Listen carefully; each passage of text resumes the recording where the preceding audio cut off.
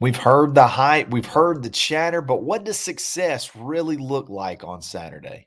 In the world full of podcasts, he's the undisputed heavyweight champion of hot takes, an Auburn sports homer, master of the boog, and message board legend. Get your buttons buttoned and your hats flattened because the Top Button Podcast is about to kick off. And you don't want to miss your courtside seat. Now, here's your host, Charlie Five. Yes, sir. Welcome back. It's another episode of the Top Button Podcast. I'm your host, Kyle Rush, aka Charlie Five, and we are ready to get after it. Happy Thursday. We're only 2 days away. 2 sleeps, baby. 2 sleeps until Auburn football. Cannot wait. We're going to talk about, we've heard about how great the team's progressing, how the young guys are doing. What does success look like on the ball field? What does success look like on Saturday? And we're going to break it down from a number of different aspects. Before we get started, we got to give a shout out to Mybookie.ag. Use coupon code NEXTROUND. If you don't have your sports book, you need to check this out. Use your coupon code NEXTROUND. They will double your initial deposit up to $500. That's right. You give them $100, they're going to give you back $100 to play with. Absolutely free. So you sign up today, get your account ready. You can go drop that bonus money on Auburn to hit the over 7.5 wins. Still time. You got 2 days left. So check them out, mybookie.ag. They got all the sports lines you want, as well as an online casino if you're into that as too. So mybookie.ag, check them out, show them some love. Guys, we're 2 sleeps away. I said we're 2 sleeps away from college football. We're 2 sleeps away from Auburn football. And there's been so much talk about this team. There's been so much talk about the freshmen. There's been so much talk about the chemistry. Hugh Freeze talking about how he loves coaching this team. It seems like he's got even a little bit more positivity in his voice, changing the tune from tamper expectations from last year. It seems like he feels like they got a chance to be pretty good, especially on offense. And I know he's excited about the defense as well. But, his hands are on the offense this year. And I think he feels a little confident. But, hey, you got to see it. What does it look like? Okay, you feel good about it. You feel like you might be able to make some noise. What does it look like Saturday? It's so hard. What does it look like Saturday to show that all this stuff is actually true? All this stuff is actually happening. It's so hard in these type games. These type games are great from a timing standpoint to be at the beginning of the year because you can really get the kinks out. You can really, hopefully, handle business and get a chance to develop a lot of young guys. I mean, they only get, if they're going to redshirt, they only get 4 games to play in. And this is a perfect one because in theory, you should totally outman this team just from a personnel standpoint. So you can get in, get some experience, and you don't feel like you have a ton of pressure to be able to, pull off a win. It really should just be how bad do you win? What does the score look like? So they're tough games, but they're good games at the same time. And I'm going to be honest. I think even though this game is, it could go in 100 different directions, I think the score matters. I don't think spread matters, but I think score matters. Okay, what's the difference? Okay, so score to me is I think anything over 50 and anything 10 or under as far as points given up. So anything, if Auburn scores 50 or over or gives up 10 or under, I feel like that is a successful day. If it's 50-10 or 52-10, that's a great day, but it doesn't cover the spread. The reason why the spreads to me don't matter is because context matters when you're talking about how this game plays out. Let's say Auburn gets out to a 50-3 lead, or let's say 52-3, okay, or 53-3. That's 50 points. Okay, that's 50 points. And then late in the game, you've got third team defense in, and it's the last drive of the game, and they either throw a bomb and score a touchdown or they drive down and kick a field goal. Well, now they're covering the spread, which is 47.5 points. That's a tough spread any way you look at it, regardless of who you're playing, because anything can happen, especially late in the game. So I don't necessarily care so much about the spread as I do. I think Auburn needs to put up some points. And then I think they need to shut this offense down. They don't need to allow a lot of cheap scores, a lot of cheap plays. Be fundamentally sound, be schematically sound. So you're understanding your coverages, you're understanding your responsibilities, and you're not having a bunch of blown assignments to where you got wide receivers running free and things like that. So I think Auburn needs to score some points. I don't think you need to see some 35-14 or 35-ish point outing. I think you need to score again 50 plus points. Another reason is because typically you need to go hard in the first half, put up 28 to 35 points, so that you only really need one or two drives in the third quarter with the first team before you start subbing out. So you need fireworks early. You need fireworks early to be able to put this game away early, so you're not screwing around in the second half, and then you end up not getting guys. End up not getting guys in there that you need to get in there to develop. You need to start if this is a game that you got to look ahead to 2025. I mean, this is a game that's very important for 2025, and the amount of people that you lose, including your quarterback, this is a big deal for Hank. If Hank's going to make a run at the 2025 starting job, these type games are big games for Hank.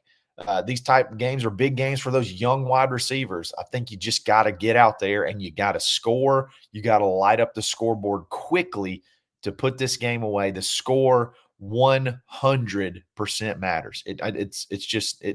It matters, but the spread doesn't matter that much. If you want to look at a spread, typically in these type games, the first half spread is what you're looking at. And because it's Auburn versus Alabama A&M, a lot of times that spread's not even out yet.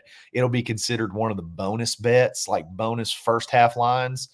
And I would imagine it's probably going to be somewhere in the neighborhood of like 27.5 in the first half, which is kind of what I think that would probably be what it would be. And it's kind of what I would expect it to be for Auburn. I think you need to be up at least 4 scores, 28 points, 35 points, 30-ish points, something like that. Points matter. Points matter. Scoring matters in games like this. Get in there, handle business. Do what you've been working for this whole fall camp, and show that, hey, this is a different offense. Even last year, in a game similar to this, Sanford, Auburn scored a bunch of points. So you got, even with that offense, so you got to be able to score. Score absolutely matters. I don't care what anybody says. If Auburn rolls in here and it's 42-14, we're going to need to look at the context of it. We're going to need to look at what happened, because I would say that's not 100% ideal. If it's 38 to 8 or 38 to 10, I'm going to be a little bit questioning what the heck went on offense. I think Auburn needs to go over 50 to consider this weekend a success. Anything over 50 on offense, I'd say, is a success. Anything 10 and under, again, on defense, I would say is a massive success. And who cares if you don't cover the spread by 2 or 3 points? That is a success in these type games, first games of the season, getting guys out there and getting their feet wet, getting your feet under you, getting your momentum going, seeing what you got. I think that would be, score absolutely matters. Another thing that I think, I've listened to a bunch of shows. I've listened to a bunch of radio shows, podcasts, things like that. I guess I differ a little bit, but I think Auburn needs to throw the daggum ball. I think Auburn needs to get out there and throw the ball around. Even last year in the Sanford game, Auburn threw for, I believe, combined over like 340 yards. I think you need to have that. At minimum, you need to have something over 300 yards in combined passing. I'm not saying you need Peyton Thorne to throw over 300 yards, because he could get in there and get going fast, and then throw up a bunch of points, and then he's out of the game. Anything for him in that 200 to 250 range would be a pretty solid outing with a high completion percentage. But you got to throw the ball around. Auburn has a history, and it's a lot of it is the Gus Malzahn era of just literally running the crap out of the ball in these games. And I don't know if it's just because we had lack to the confidence in the passing game, we didn't feel good about the passing game, or if it was just mainly the whole being scared to show anything type situation in these games. But running the ball, if you listen to Village Vice, Brad Law is the king of finding just crazy crazy stats that you wouldn't think of and finding an angle on it. I think Auburn has played Alabama twice in the last maybe decade to 12 years.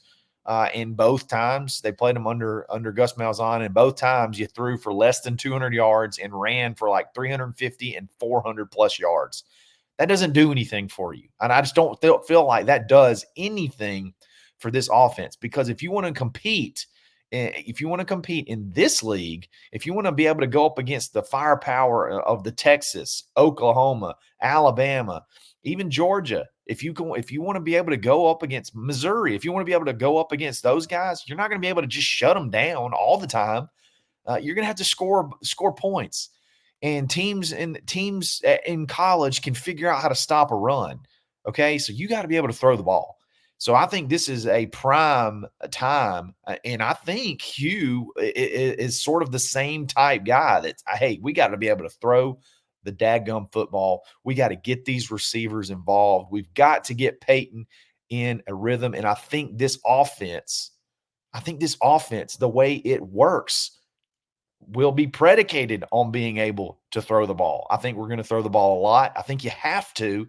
I need to see balls in the air. I need to see touchdowns thrown. Okay. I love it when we can be physical and punch it in, but man, we need to see some balls in the air scoring. I really think Auburn needs to see that, not only from a fan perspective, but I think those players need to see it. I think those receivers need to see it. And guess what? You got a 5-star quarterback in the stands. Now, I'm not saying you got to change your game plan. I'm not saying you got to change your game plan to accentuate one position because you got to recruit in the stands. But, hey, you got to be able to throw the ball. You got to be able to throw the ball, and it's not going to hurt. It's not going to hurt to be able to throw it up for over 300 yards when you got a guy in there that you're selling. Hey, I know we had last year, but this is different. I got the reins now. We throw the ball in my offense. We get the ball out. We get it to our playmakers, and you're going to see it. I think that's something. Honestly, it's not. I'm not putting it down as I want to see it. I think we're going to see it. I think you're absolutely going to see Hugh throw the ball down the field. I think they're going to get their one-on-one matchups. They're going to try to get the ball to Perry Thompson. It may not be one of those where you just continue to force to him, but you got your stuff over the middle that you can hit with Rivaldo Fairweather, with Keandre Lambert-Smith, kind of lull everybody to sleep, and then you're going to hit Cam on a deep shot. You're going to hit Malcolm on a deep shot. You're going to continue to hit the sticks with Keandre Lambert-Smith. You're going to continue to eat up the middle with Robert Lewis and Rivaldo Fairweather. And then you're going to take some shots. You're probably going to get Perry a shot. You're going to get Malcolm a shot. You're going to get Cam some shots. You got to. You absolutely have to. Starting game one, if you want to change the taste in everybody's mouth about last year, you better throw the ball right off the bat. And I don't think you're just going to – I would be shocked. I would be shocked, and I would be very disappointed if Auburn just goes out there and grinds the running game and we run for 300 yards and throw for 150 or throw for 200 yards combined. I would be very, very shocked. I'd be very, very disappointed. I would think it would be a missed opportunity. And honestly, I'd be concerned. I would be very concerned, because if you can't do it with all the things riding on needing to be able to do it in this game, I would be a little bit concerned. Could it be the wide receivers? Could it be the offensive line? You just don't feel that good about protection. Could it be Peyton Thorne? It would make me very, very concerned if Auburn can't go out there and light it up, doesn't go out there or can't go out there and light it up through the air. I think it's monumentally important to be able to do that. Let me tell you something else that's monumentally important, and that's your retirement and your savings. And if there's any doubt on who you need to talk to for that, or just try to justify the plan that you already have and make sure that it's working the way it needs to work, you need to reach out to Ford Stokes with retirement results presented by Active Wealth. You can go to retirementresults.com/plan to reach out to Ford and get that custom free portfolio analysis. Typically, when you call somebody for something like this, it costs in the neighborhood of $1,500 plus. Ford will do it absolutely free, and you'll make a friend at the same time, and you can guarantee that none of your money goes to Alabama's NIL, because Ford is a big Auburn fan. I know he's fired up about Saturday. So check out Ford, check out retirement results, tell him I sent you, and tell him War Eagle. Great guy. And you'll make a good friend at the same time. So we've talked about offense. Score matters. Throwing the ball matters. Getting those big time wide receivers, playmakers, getting those guys touches matters. Let me tell you what else matters. And this may just be a me thing, okay? But I need to see the quarterback's butt on the ground. Okay. I talked about this on Charlie Tuesday on Locked on Auburn. I need to see sacks. Okay. Number one, Auburn just hasn't been able to do a lot with their front four over the past several years. I guess 2019 is probably the last time where you felt confident that at any point in time that defensive line is going to affect the quarterback and make something happen. I just saw I can't remember which Twitter account, but they've been doing countdowns. They've been doing countdowns, and they've been using jersey numbers to kind of show how many days left. So 4 days ago, it was Jeff Holland highlights. And remember back in 2017, how great or how effective he was at being totally taking over on defense and totally changing what defenses have to do, because, hey, we're not blitzing. I'm just coming off the edge, and you're not good enough to block me. You are not good enough. It doesn't matter who it is. Georgia, he was disruptive. Alabama, he was disruptive. It didn't matter. Put the team out there. Even Clemson, when we couldn't, they sacked us 50 times. Well, we even got to their quarterback a bunch with Jeff Holland. So that was 4 days ago. And then I honestly forgot how good of a pass rusher and Marlon Davidson was. So then the next day was obviously 3 days to kick off, and they show Marlon Davidson highlights back in, a little bit in 2017, all the way. He played at Auburn for, it seemed like forever. And then in 2019, his last year, he had an unbelievable year. And obviously he wore number 3. There's 3 days left to kick off, but it just reminded me how important it is to have an elite pass rush from your front four to be able to affect that quarterback. Every single play, they have to be thinking about you, okay? Every single play that is designed that week leading up to the game, they have to keep you in mind. If they don't have to think about the front four, their playbook's wide open. They know we can block them. They're going to have to send guys. So what we're going to do is we're going to game plan routes against less dudes in coverage. We're going to game plan plays that are going to be built off of them blitzing, because we know they can't get to us with the front four. You got to be able to get to the quarterback, and I think you need to be able to put some stuff on film this week of you getting in his grill. I said I want grass in face mask. I want them to almost have to call timeout, because he's got a chunk of sod in his face mask so big that it takes more than just one hand to pull it out. Like, I want to see the quarterback on the ground. We've heard so much about this pass rush. We've heard so much about this defensive line and how disruptive they are. Philip Bleedy, we've been hearing, he is the disruptor. He is the guy. He is a Marcus Harris, a bigger version of Marcus Harris. He's been a tackle for loss machine in fall camp. And then you hear the speed off the edge from J-Mac. Kieron Crawford having multiple sack scrimmages. It's seemingly every time he goes out there. I need to see this front four get after it. I need to see this front four have at least three sacks. I would think 3+ sacks would be a very, very good day. Just harassing the quarterback, really disrupting the whole offense. This defensive line, I think, has a chance. I really do. I'm curious to see how they are in run to be able to stop the run.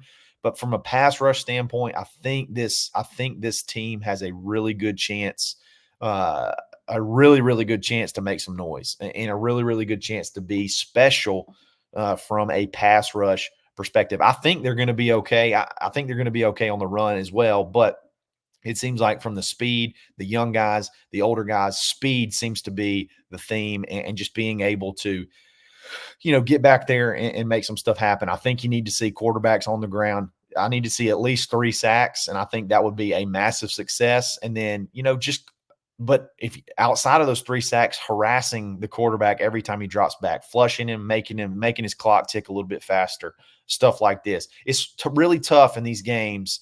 It's really tough in these games sometimes to figure out, because the score doesn't always tell the whole story. Okay. The score doesn't always tell the whole story. So you have to look at the context of really everything and figure out how Auburn performed. And I think these are some key factors we can look at. These are a couple of things that we can look at. I think yards per carry is something we need to be watching. That's not been good over the last couple of games. I think you need to see, even though I said I want to throw the ball, I think you need to see yards per carry. Completion percentage is another one that I'm looking at. I want to see if you throw for 300 yards, but you've only completed 50% of your passes against an inferior opponent, like that's going to be concerning. There's so many things to look at, and we're going to break it all down, obviously, after the game. And I'm sure throughout the whole next week. But regardless, it's tough in these games, but these are some key things that I think Auburn can do outside of just winning the game to show a ton of success. So I think that's going to be it for today. I really appreciate it, guys. You remember to check out mybookie.ag. Don't mess up and miss out on that first time deposit. Don't mess up and miss out on that double up deposit. Put your $100, get another $100 back to play with. You got to check out the barn, auburn.com. Look, we do play break. We're going to be doing game breakdowns, game film breakdowns after the game. We still got recruiting updates. Had a big recruiting update last night, and we're going to do. You're going to have insight on the team, insight on what's going on at practice, things like that. You need to check it out. Only $1 for the first month, $9.95 after that. You'd try anything for $1. Try anything for $1. You may love it. And if you hate it, you're only out for $1. So the barn, auburn.com. You can catch me, Zach, Daryl Dapperts, a lot of different personalities from around the Auburn sphere. You can check them out all there, and you'll have some great conversation and make some friends at the same time as well. So check it out, the barn, auburn.com. If you like this video, like it. If you like this channel, subscribe to it. Hit the alarm bell. You never know when we're going to go live, especially during football season. And then hopefully we're going to have some basketball stuff going next week. So be looking out for that as well. Follow me on Twitter, _Charlie_5, and we'll get back after it again tomorrow. This is another episode of the Top Button Podcast. Stay buttoned. Thanks for listening, and drive home safely.